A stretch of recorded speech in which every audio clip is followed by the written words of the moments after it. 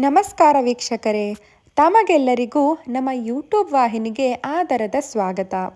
ಇವತ್ತಿನ ವಿಡಿಯೋದಲ್ಲಿ ನಾವು ಅಯ್ಯಪ್ಪ ಸ್ವಾಮಿಗೆ ಪರಮ ಪವಿತ್ರವಾದಂತಹ ಪಂಪಾ ನದಿಯ ಬಗ್ಗೆ ತಿಳಿದುಕೊಳ್ಳೋಣ.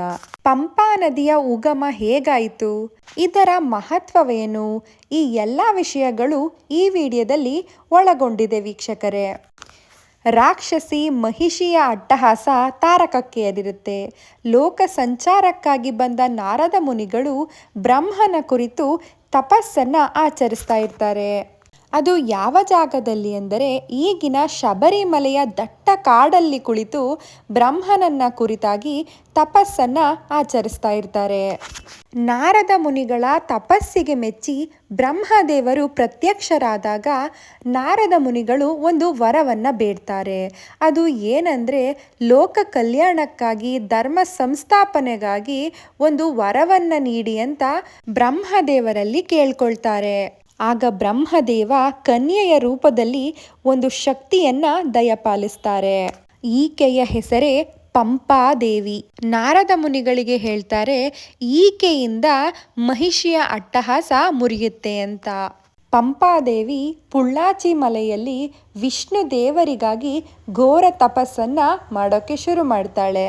ಪಂಪಾದೇವಿಯ ತಪಸ್ಸಿಗೆ ಮೆಚ್ಚಿದಂತ ವಿಷ್ಣುವು ಪ್ರಸನ್ನರಾಗಿ ದರ್ಶನವನ್ನ ನೀಡಿದಾಗ ಭೂಮಿಯ ಮೇಲೆ ಧರ್ಮ ರಕ್ಷಣೆಯನ್ನ ಮಾಡಿ ಪ್ರಭು ಅಂತ ಪಂಪಾದೇವಿ ವಿಷ್ಣುವಿನಲ್ಲಿ ಪ್ರಾರ್ಥನೆಯನ್ನ ಮಾಡ್ಕೋತಾಳೆ ಅಥವಾ ವರವನ್ನ ಬೇಡ್ತಾಳೆ.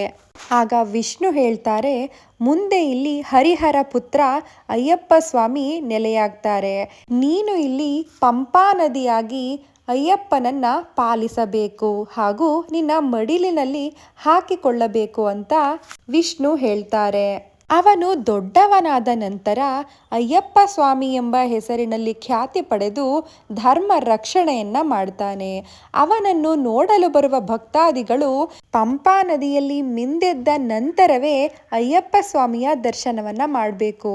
ಯಾರು ಪಂಪಾ ನದಿಯಲ್ಲಿ ಮಿಂದೇಳ್ತಾರೋ ಅವರ ಪಾಪಗಳನ್ನು ನೀನು ಕಳಿತೀಯ ಅಂತ ವಿಷ್ಣು ದೇವರು ಪಂಪಾದೇವಿಗೆ ವರವನ್ನ ನೀಡ್ತಾರೆ.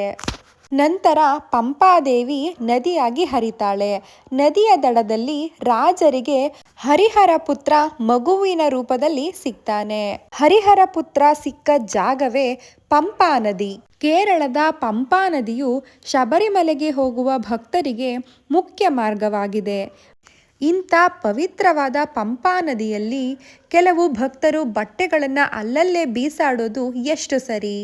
ಕೇವಲ ಪಂಪಾ ನದಿಯಲ್ಲಿ ನಮ್ಮ ಬಟ್ಟೆಗಳನ್ನು ಬಿಡೋದ್ರಿಂದ ಪಾಪಗಳು ಕಳಿಯೋದಿಲ್ಲ. ಆದರೆ ಪಂಪಾ ನದಿಯಲ್ಲಿ ಮಿಂದೆದ್ದ ನಂತರ ನಮ್ಮ ಅಂತರಂಗ ಶುದ್ಧವಾಗುತ್ತೆ. ಸ್ವಾಮಿಯನ್ನ ನೋಡೋದಕ್ಕೆ ಇನ್ನೇನು ಬೇಕು ಹೇಳಿ?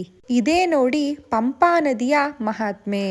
ಈ ವಿಡಿಯೋ ನಿಮಗೆ ಇಷ್ಟವಾಗಿದ್ದಲ್ಲಿ ಲೈಕ್ ಮಾಡಿ ಹಾಗೂ ನೀವಿನ್ನು ನಮ್ಮ ಚಾನಲ್ಗೆ ಸಬ್ಸ್ಕ್ರೈಬ್ ಆಗಿಲ್ಲ ಅಂತ ಹೇಳಿದ್ರೆ ಈ ಕೂಡಲೇ ಸಬ್ಸ್ಕ್ರೈಬ್ ಆಗಿ.